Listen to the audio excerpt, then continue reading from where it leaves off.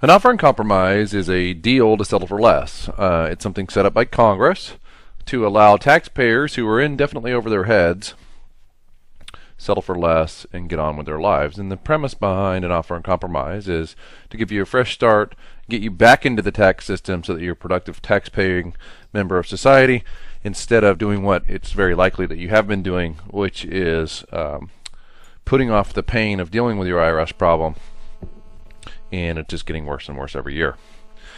My name's Darrin Mish, and I'm an attorney, and I run a law firm out of Tampa, Florida, and we represent taxpayers nationally and internationally with their problems with the IRS.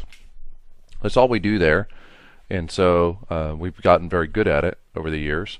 You're probably familiar with the website, getirshelp.com. In fact, you might be watching this video on getirshelp.com, and I welcome you to visit. If you haven't visited, come on by and take a look. There's a lot of free information on the site, a tremendous amount of information that can be very helpful to you.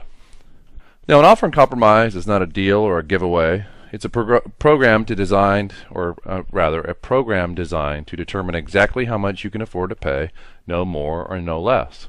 And you'll see in a minute when I get into the technical details of exactly how an offer is calculated, and you'll understand what I'm talking about. But the idea of an offer is for the IRS to determine exactly how much you can afford to pay, no more, no less. So if you owe $100,000 and you have equity in your home of $200,000, then it's not very likely that you're going to get an offer in compromise, and that makes sense, doesn't it? If I was your creditor, if I owed you $100,000, and you were determining whether or not or how aggressively you were going to come after me in terms of collecting that money, you'd want to take a look at all my assets, so my home and all my other assets, and you'd also want to take a look at my ability to earn, my monthly disposable income, what I have on a monthly basis to pay you, and that's exactly what the offer and compromise program does as well. Now, the formula is really easy to understand once I explain it to you, but let me go ahead and break it down. The first step that you have to look at is we need to come to a figure called your monthly disposable income, and the monthly disposable income is actually the difference between your monthly income, so your gross income from your job or your small business or whatever, and then the IRS is going to go ahead and subtract out what are known as your monthly, quote, allowable expenses. And you heard me go ahead and make some emphasis there on the word allowable. It's the IRS's opinion of what's allowable, not really what you think is necessary, okay? So technically, the IRS talks about allowable expenses as reasonable and necessary expenses, and there's some loopholes and there's some standards and things like that, but basically allowable expenses are expenses that are broken down into formulas, into worksheets that we have access to and we can help you with. But I don't want you to be under the misimpression that your allowable expenses are liberal or generous, because in fact they're very draconian, they're very conservative, and they're not very realistic in my opinion. In fact, many IRS employees will tell you the same. So the second step is to find out how to calculate your offer. And this slide actually doesn't do it justice. The way you calculate your offer is you take your monthly disposable, for a cash offer anyway, that's what we're going to talk about here for a second. A cash offer is determined by taking your monthly disposable income, multiplying it by 48, adding in your assets, and that equals your offer amount. So if you want me to go ahead and put some numbers to that, this is how that works. If you had $50 in monthly disposable income and you multiply that by 48 plus your assets, let's assume your assets were zero, that would mean that your offer amount would be $2,400.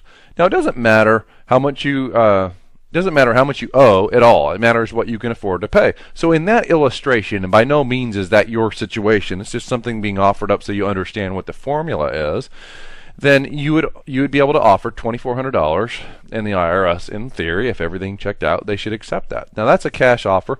A cash offer is payable within 5 months. So it takes, I don't know, something like 6 months for them to investigate an offer minimally anyway. And then after they say yes to that $2,400 in that scenario, then you would have another 5 months to go ahead and pay that off. You can pay it off in one lump sum, or you can pay it off in 5 monthly equal installments. It doesn't really matter, but it's got to be paid in full within 5 months. Now, there's also a catch to an offer in compromise, and that is you have to stay current for 5 years after the offer is accepted and paid. Now, what does that mean to stay current? That means you need to file your returns on time every year, and you need to pay on time every year. So if you continue to do whatever it was that got you in this mess to begin with, immediately after an accepted offer, then it's going to come back. It's going to be accelerated with all the tax penalties and interest, and come back, and it's going to haunt you big time the next time. So you're going to want to go ahead and stay on the straight and narrow for that 5 years. You're kind of on probation during that time frame, but if you get a good enough deal, it's certainly worth that risk. Now, it's interesting to note that there's nothing magic about an offer on compromise. It's all numbers. It all fits into that formula that I gave you for the cash offer.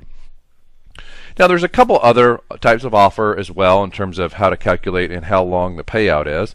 One of those is called a short-term deferred offer, and that's payable out over 24 months instead of 5 months, as in the cash offer scenario.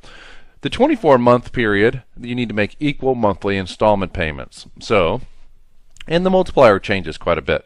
So if your monthly disposable income was $50, as in our first example, then you're going to take that $50 and you multiply it by 60 this time, plus your assets, and we'll assume 0 again.